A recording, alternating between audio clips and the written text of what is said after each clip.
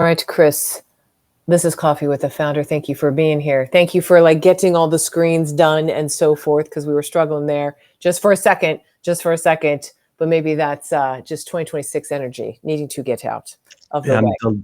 Delighted to be here. Thanks for having me. I'm so excited.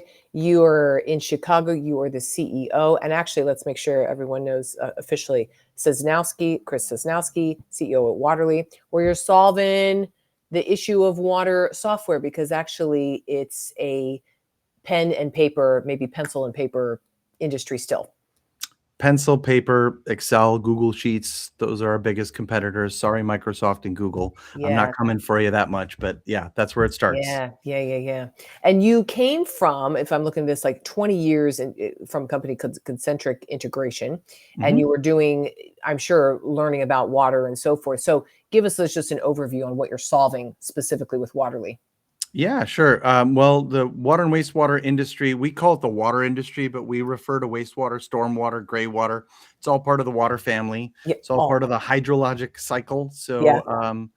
basically, we approached an industry that had a lot of technology, but still is very people focused. And I want to be clear, it should be people focused, because when we support people, we have a stronger mission in what we do, instead of just supporting the bots, because the bots don't need to make more money. Yeah. People do, and people need to be healthy in that too. So we approached the industry as a people first type thing. And what those people needed was different tools and different technology. So there's lots of good tech in the water industry. So we weren't trying to make something that competed with anything other than existing process and status quo. So 90% of the time when we talk to people, they are managing water quality and quantity data with spreadsheets, and those spreadsheets are fed from information that comes from a bunch of different spots, but mostly it's a human being that would sat down and monkey push button, get data into a spreadsheet, and then try to solve the problem. And that just robs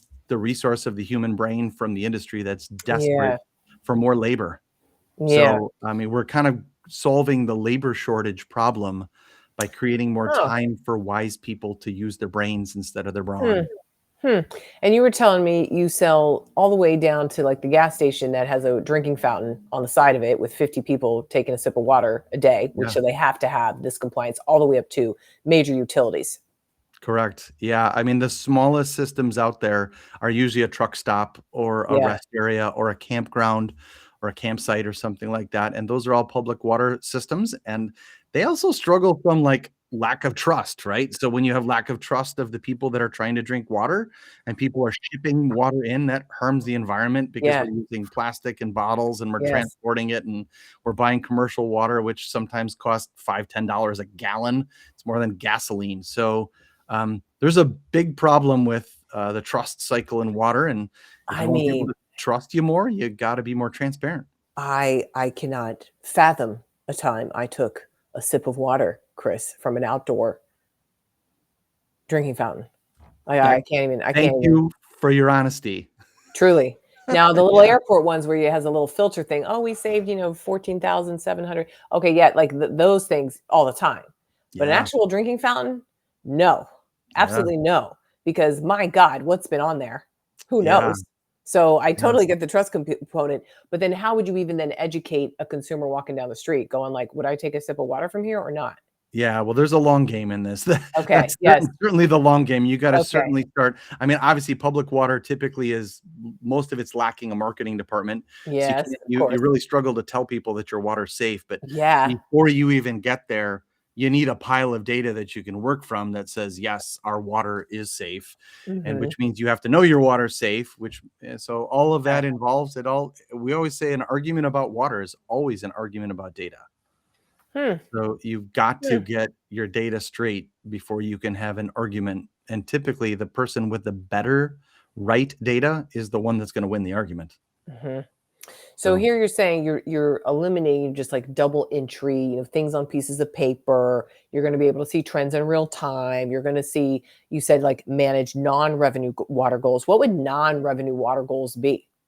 Well, people would be blown away if you operated a factory and you put out 100 widgets and you lost 22 widgets every day.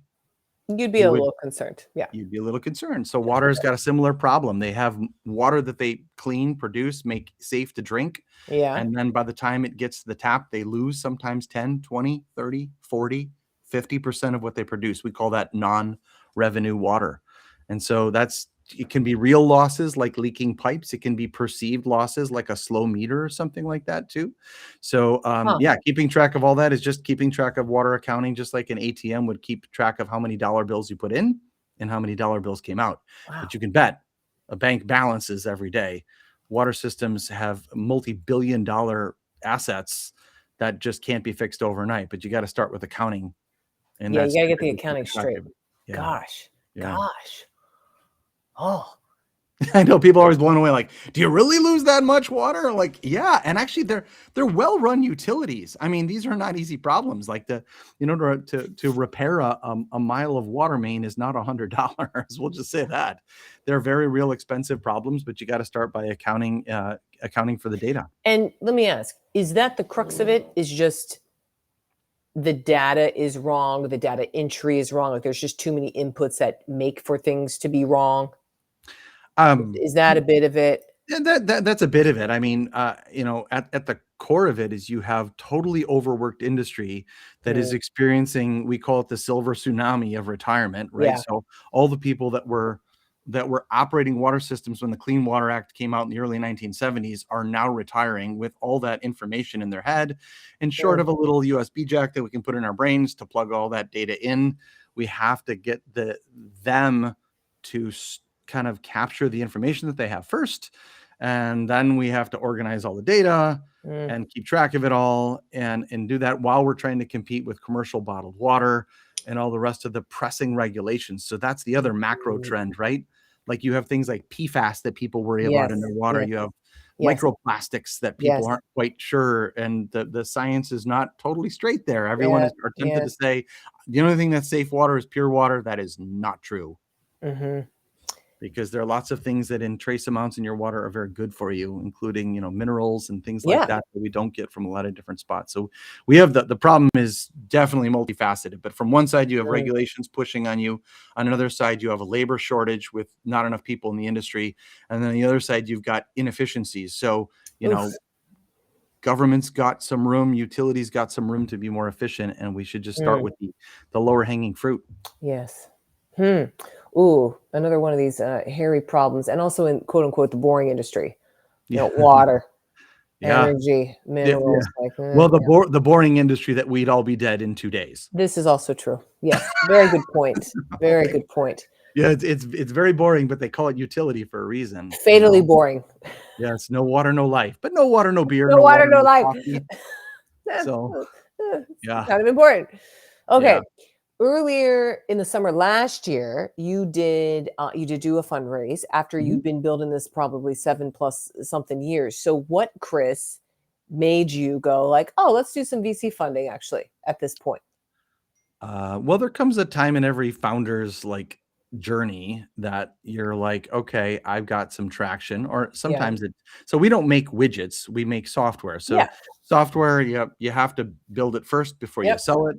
Widgets, you got to tool up a factory, so it takes capital to start. The nice thing about software is you can start relatively simply, especially with lots of AI tools now that you can get started, but you start to look at traction and you say, okay, if I apply X energy and I get 2X out of it, I should probably apply 2X energy and get 4X out of it too. So everyone is allured by that raising money, but you also have to agree to sell some of your company. So that's right. I sat down with the other founder, my other co-founder, Jason, and we just said, do we want to continue to bootstrap this, or do we want to say, damn the torpedoes, let's recapitalize and look at a future where we've got some growth capital to move faster.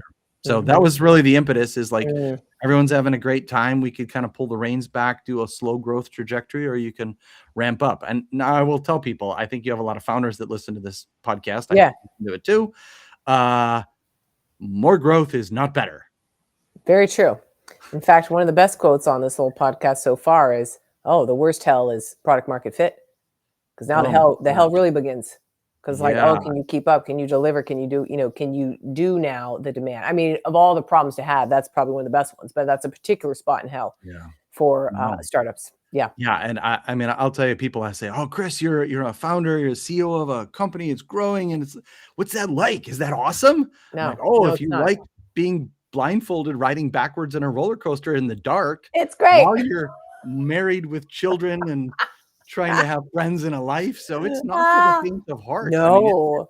I think it takes some genetic wiring and a little bit of stupidity, a little bit of Oh, crazy, no, you have to be a psycho, whole Chris, is lot of what I say passion. on this all the time, and you have Yeah, to and then what's crazier is founderitis, which is then you do it again. You do it again. You yeah. do it again and again No, sometimes. this is my 3rd, so See? See? right. So, it's messed up. Yeah, Yes, but it is. thank God we have this persona that exists in the world because so many things revolve around all these great companies that people have started thinking, "This could work. No, I Let think me it just would. bang my head against the wall for a bit on it." No, I've used that analogy too. No, but getting back to your question, like you raise capital because you have Yes. something good. We have product market fit. Mhm. We know that our product sells. We have 98.5% customer retention. So like I can count on one hand the number of lost Amazing. customers in the first 5 years, which is Amazing. great. And Amazing. those are great things. You kind of show to Yes. thank Yes. God there are, companies like Burn Island Ventures and Yes. Emerald Ventures that are willing to look at some of those numbers and listen to your story and say, hey, here's a pile of cash. Please do good things. So that, Here's a that was pile of why. cash. Do it. Do it. Oh gosh. Chris, was there an unlock that you discovered last year in particular? Like something where you're like, aha, now I've figured out this. There's like one every month. No, good. Okay. What's the Well, latest one that you I love? think the healthy founders like don't stop unlocking. No, you cannot. You Gosh, I've cannot. listened to Yes. so many companies. You look at all the industries that fail to pivot at some Oh, point. oh I yeah. mean, if you're old enough, you know what a Betamax tape is, right? Like, I Yes. don't know, like at some point you have to figure out like when do we do something different? When do we try? I mean, Blockbuster Video, like pivot. Mm-hmm. And so last year, I mean, I think we just keep on listening to our customers, and customers kept on saying, "Oh, you guys do Waterly does great data management. What do you do for asset management?" And we kept on hearing that demo after demo, and we didn't know how to answer the question. So last year, I'm sorry, this is technically 2024. I'm Yes. not, Yes. brain is not in 26 yet, but Yes. we acquired a small asset maintenance management company because we Mm, said, like, stop arguing with your customers, start giving them more of what they want. So for us, getting over the trust cycle is the hardest mm, thing in a sale. Once you're over mhm, the trust cycle, you can sell sideways and you can say like, hey, we now have different products that can solve different problems. So I think that's always a good pivot, no matter what industry you're in, is listen to your customer, because once you have that trust with them, you can then say, hey, if you trust me, trust the vision of the company, here's what we can do. mhm, mhm, mm. The retention of the customers. Hmm. Wow. What do you give credit to that? Obviously, oh, it's so great, and but like that's remarkable. Well, so what's so sticky? Well, maybe I'll tell just a brief story. So we We got love a our story. start in Illinois here. Mhm. So I live in northern Illinois, and I've known a lot of the water industry people in Illinois. It's a great state for our industry. We're water rich here in the Yeah, Midwest because we yeah, have Lake Michigan, the world's yep. largest freshwater reservoir. So we moved to Indiana after maybe it was 2021, maybe late 2020, I think.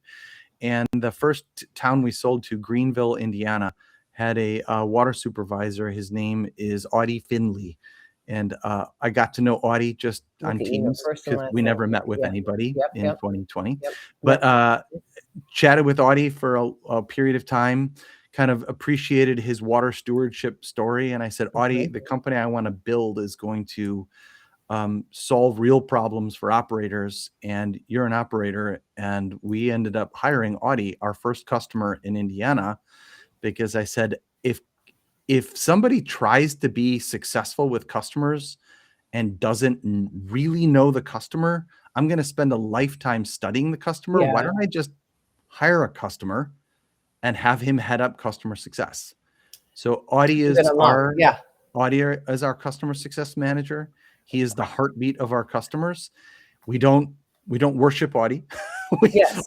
Audie's wrong sometimes, and Yeah, of but course. so we started hiring water industry people. So it turns Mhm. out we're water people that made software instead of software people that sell to water. Yes. And Yes. that was a very smart way to show people that we know who they are because Uh-huh. we Uh-huh. hire them. So Uh-huh. today I did an in-person demo, and one of our other guys, Luke, was with me, and they asked, Luke, what do you do? And he said, oh, I worked for the village of XYZ for 15, 20 years and as their water superintendent. So I think that customer retention has a lot to do with understanding your customer. Mm. And every industry is a little bit different, but if you want to understand your customer, I mean, just they say that if you want to understand poverty, you get close to it. If you want to understand your customer, get close to it. There is no AI No. that will replace No. riding in a truck with a water operator for a half a day and listening to their cusses, their joys, their celebrations, their and their passion. Yes. So, yeah. I think one of the other things I'll mention too, Yeah. like customer success, we're mission focused. So we believe that everybody should have affordable, safe water everywhere. And staying mission focused allows us to align with our customers. Like we have the same mission as our customers. So Yeah. I think a lot of people oversimplify like water. They're like, oh, everyone should have a right to clean water. But like you can't talk about rights without talking about priorities. Like no, not everyone has a right to be rich. So Mm. rights are Mm. subservient. So Mm. you have to talk about affordability. So Yes. Wait, say it again for the people in the back of the room, Chris. well, rights. I gotta repeat Yes, myself. yes. Rights. You can't talk about a right to water without talking about priorities of how to get there. Maybe that's a better Mhm. way to put it. Okay. So drinking water is not free. No, it's It not. does not come free. Now, if you live in the mountains and you have a beautiful well and you can stick a pipe in the mountain, you can get free water. My Yeah. brother gets Yeah. really good water from the side of a mountain because he lives in North Carolina and it's beautiful. But for those of us that live in urban environments, which is usually the most Mhm. practical way to live Mhm. for most Mhm. people, Mhm. you have to say like, yes, I should have a right to clean drinking water, but it has to come with a balance of fiscal responsibility. So when we stay mission focused with the same mission as our customers to provide clean, safe drinking water or to treat wastewater to acceptable limits and Mhm. do that affordably, we help our customers like us. So, and I mean, sure. And for my investors that are listening, listen, I want to return good shareholder value too. Oh, of course, of course, of course. That too. Yes. But it turns out I'm one of those crazy people that think I can have a mission that's awesome. I can have a vision that's crystal clear and I can return money. But I will tell you that sometimes the companies that bypass their mission and go after return might make more money. But in the It's long term, possible. It's possible. I But don't want to list names, don't want to get mean, but no, no, like there no. are companies that have made lots of money and had very, very profitable exits at the Yeah. cost of their employees or their Well, customers. I won't do it. we Won't will. I sacrifice know, I either know. of them. Yes. Good, Chris. How refreshing. How refreshing. I'm just still stuck on the right and the priorities because that's a whole political thing we could totally get into. But yes, Yeah, so many people advocate for like affordable housing. It's a right. It's like, but is it a priority? See, this is yeah, where priorities. Basically, I remember that from one of my PhD classes. It's like everything in government is literally priorities because that's the only way things get passed through anything. Is it on the yeah, docket or not?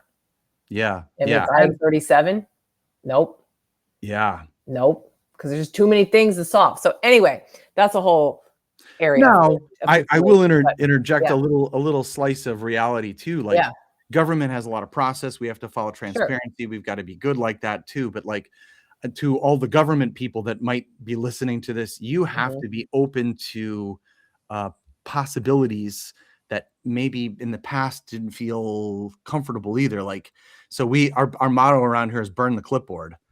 And like That's on you your LinkedIn. Yeah. sometimes the stares we get when we say that, they're like, are you no, no, we're not going to get rid of paper. And we're like, okay. So I have over 5,000 users on my platform that do not use paper. It's not like it's not possible. So governments also have to be open to possible. In fact, I think there's a book Mhm. called We the Possibility. I'm going to do a plug for the book, but Yes. government's got to stay open to possibilities. They have to find different ways to different procurement models, different ways to pilot things, different ways to let small business in, state, keep things local and that sort of a thing too. So everyone's got a little bit of work to do because the priorities can shift depending on the cost. No, 100%. This is why I love economics. You always go back to the money. Yeah, which is, I mean, that's one of our core tenets too, is Exactly. affordability. You have to make things affordable, and so we actually charge by gallon. If that's kind of strange, so we price our software according to how many gallons per day your community moves.